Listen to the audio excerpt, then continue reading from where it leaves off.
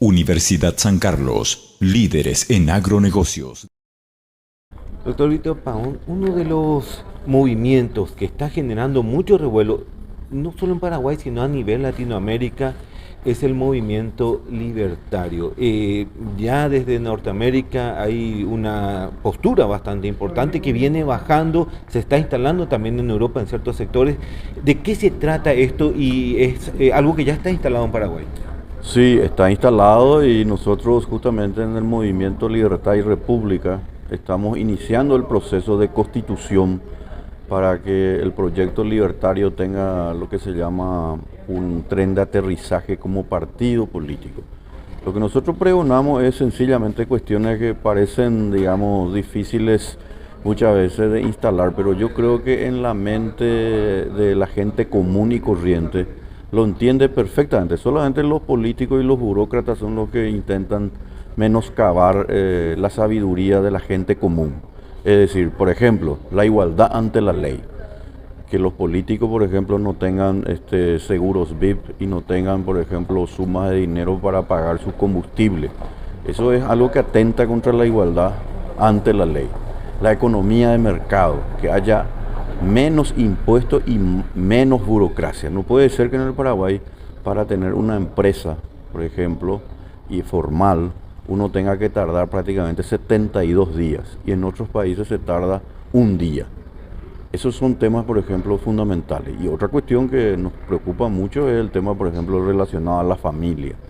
Aquí hay un proyecto que se está llevando a cabo que pretende instalar lo que se denomina la ideología de género para sacarle lentamente la patria potestad a los padres, para que así finalmente los niños puedan, según ellos, construir su propio sexo de acuerdo a lo que le diga el gobierno determinado. Eso ya está instalado en Europa y es muy peligroso porque nosotros no tenemos que permitir que eso suceda. ¿Por qué? Porque el Paraguay es una sociedad tradicionalista, una sociedad conservadora y está bien que sea así. Es decir, nosotros tenemos que mantener nuestras tradiciones, nuestras costumbres, tenemos que mantener todo lo que se denomina la soberanía. Aquí hay muchas fórmulas de carácter internacional que pretenden venir a imponernos recetas de afuera y esas recetas no son las que el Paraguay requiere. Nosotros los paraguayos tenemos que mantener nuestra soberanía como Estado, tenemos que tener una mejor economía de mercado y tenemos que tener desde luego una mejor administración de justicia. El Paraguay se merece un mejor porvenir, pero para ello es preciso tener otro conjunto de ideas basadas en lo que básicamente acabo de sintetizar. Ahora, este modelo político nace en Estados Unidos, pero tiene un fuerte impacto ahora en la Argentina con lo que está pasando en el fenómeno Milei. Sí, este fenómeno político en realidad tiene un nacimiento ya en la cuna misma de la civilización. O sea, solamente que ahora se vuelve a redescubrir. Ya empezó en Grecia, luego se trasladó a Roma, en Inglaterra. También hubo en España con la escuela de Salamanca, pero no duraron mucho tiempo porque obviamente los intereses creados, los privilegios que muchas veces se tienen por parte de ciertas personas que están en el poder, impidieron que esa revolución o ese conjunto de ideas se puedan llevar a cabo. Y lo que nosotros vemos es que aquí también, como bien dijiste, se está instalando en Latinoamérica, no como una imposición, sino porque la gente se percata que la gente quiere vivir en paz, quiere vivir en seguridad, quiere que sus políticos no le sigan robando. Y en consecuencia, yo creo que es un fenómeno, hasta diría natural, por el cual el ciudadano se rebela ante tanta corrupción. No nos olvidemos que Paraguay es uno de los países más corruptos, precisamente del mundo, en donde se despilfarra 1.600 millones de dólares en concepto solamente de mal gasto.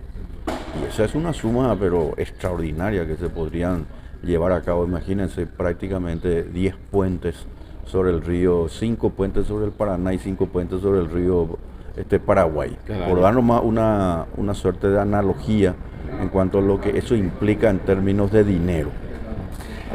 A nivel Latinoamérica, estamos hablando Milei, Espert, Luis Alberto Kass está generando también. Luis Alberto Kass, que va a tener justamente dentro de unos días más, ¿verdad?, unas elecciones muy fuertes. Que la cuestión pues es muy sencilla y que tiene que ver justamente con el tema que yo voy a abordar.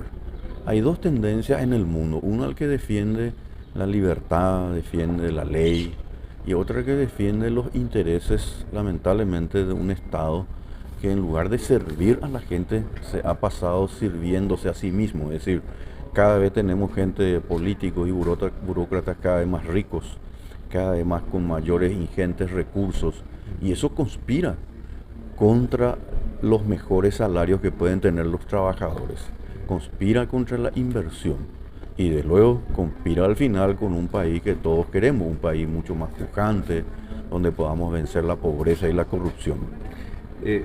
Algunos sectores de la izquierda radical hablan de que el movimiento libertario es calificado como de ultraderecha.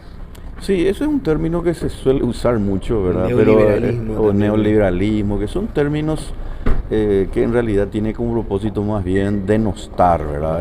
Tratar más o menos incluso de decir que eso no está bien. La verdad que la cuestión es muy sencilla. El camino de la libertad, el camino de la justicia, el camino de lo que se denomina el trabajo, es el camino que la gente, las familias desean. No es el camino precisamente de mayor Estado y sin seguridad. ¿Cómo es posible, por ejemplo, que ahora se haya aprobado en la Cámara de Senadores que tanto el Congreso como el Poder Judicial puedan nombrar sin concurso, puedan nombrar a más funcionarios? ¿Eso qué significa? Es una señal de deterioro institucional. Es una señal de que por lo visto ellos se creen con la suficiente autoridad, supuesta autoridad, de hacer lo que se les antoja. Eso no puede ser, porque sencillamente lo que nosotros tenemos es una cantidad excesiva ya de funcionarios.